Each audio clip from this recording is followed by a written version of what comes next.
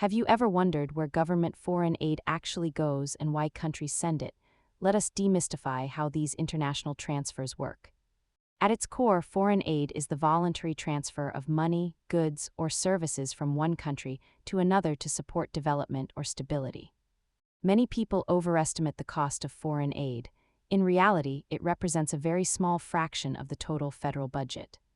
Aid isn't just about charity. It serves several strategic goals, from disaster relief to building long-term trade partnerships and ensuring global security. Aid flows in two main ways. Bilateral aid is direct, while multilateral aid is pooled through international organizations like the United Nations or World Bank.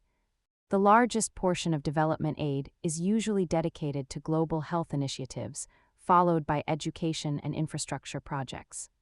Ultimately, economists view foreign aid as a long-term investment in global stability, which can pay dividends in trade and security for decades. Understanding how global budgets work makes you a more informed investor. If you enjoyed this breakdown, subscribe for more money basics.